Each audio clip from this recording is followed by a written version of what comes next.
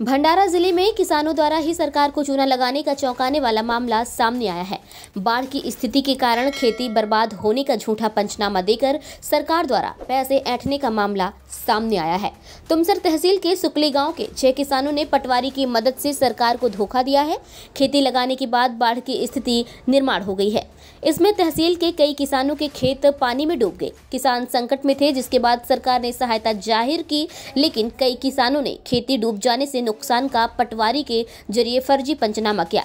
किसानों ने मिलीभगत से फर्जी पंचनामा दाखिल कर दिया कि उनका खेत बाढ़ में बह गया। सुकली गांव के एक व्यक्ति ने इसकी शिकायत तहसीलदार से की। प्रामाणिकता की जांच करने के लिए जांच के दौरान पटवारी ने सुकली गांव के 6 किसान, जिसमें गांव के कोतवाल, पुलिस पाटिल और अन्य ऐसे 6 किसानों का फर्जी पंचनामा बनाया, जिसके अनुसार व्यक्ति के बैंक खाते में पैसा भी जमा हो चुके थे। आखिरकार तहसीलदार की कार्रवाई के बाद 6 में से 4 लोगों ने पैसे वापस कर दिए हैं। अब इस मामले में फर्जी पंचनामा तैयार करने वाले पटवारी के खिलाफ कार्रवाई का प्रस्ताव वरिष्ठों को भेजा गया है।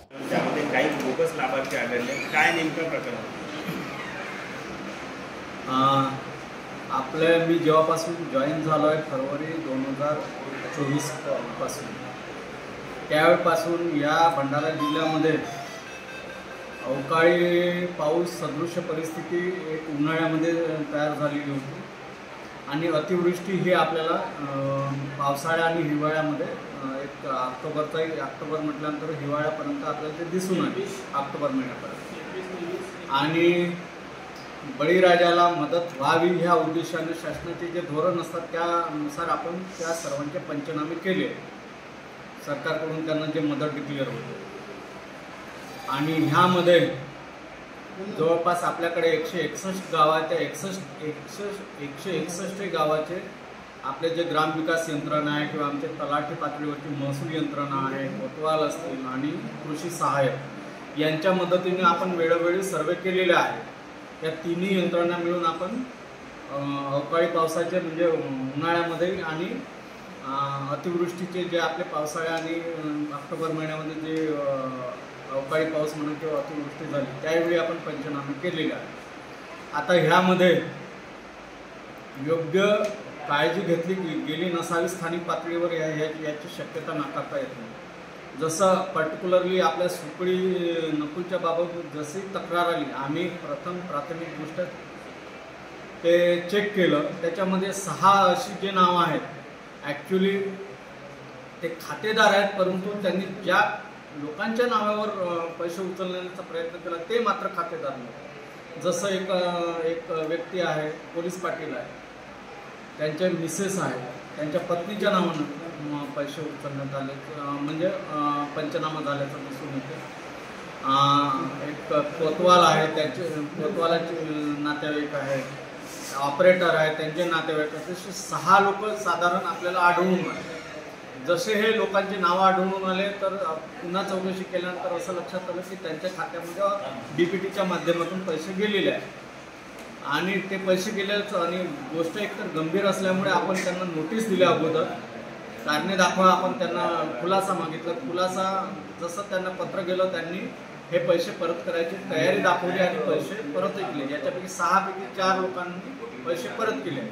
जे 2 लोक जे राहिलेले आहेत तेही 1-2 दिवसामध्ये त्यांनी पैसे परत करणार।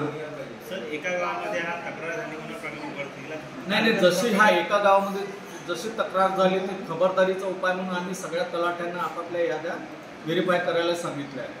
याच्यात घोळ आणखी निघालं तर आपण निश्चितपणे कारवाई, मी नाकारत नाही घोळ झाला नसेल सगळ्या, म्हणजे कारण हे काम स्थानिक पातळीवर झालेलं आहे, ज्याच्यामध्ये आपण कमिटी स्वरूपात पोलीस पाटील असतात, ग्रामसेवक असतात, तलाठी असतात, कोतवाल असतात, इतर काही नागरिकही असतात, ज्येष्ठ नागरिक असतात आणि त्यांच्या माहितीच्या आधारावर ह्या याद्या तयार होतात त्यावेळी।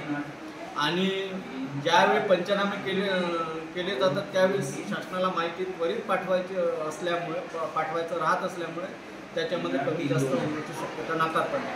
परंतु आम्ही त्या तलाठ्यावर 1 ते 4 विभागीय चौकशीचा प्रस्ताव माननीय जिल्हाधिकारी महोदय यांना सादर केलेला आहे। आणि दुसरी गोष्ट, या प्रकरणामध्ये नायब तहसीलदार, दुसऱ्या सर्कलचे नायब तहसीलदार आणि मंडळ अधिकारी यांची कमिटी बसवून त्याची चौकशी करत आहे।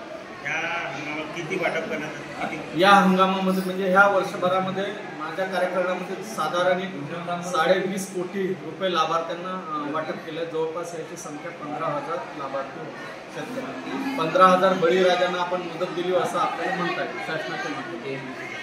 घटना का खुलासा एक गांव में शिकायत के बाद हुआ, लेकिन इसमें कोई संदेह नहीं कि जिले में और भी फर्जी पंचनामा बनाकर सरकार को चूना लगाया गया होगा। इसलिए अगर इसकी गहनता से जांच की जाए तो और भी मामले सामने आने की संभावना से इनकार नहीं किया जा सकता है। महाराष्ट्र भंडारा से खबर 24 एक्सप्रेस के लिए संवाददाता जितेंद्र पटले की यह खास रिपोर्ट।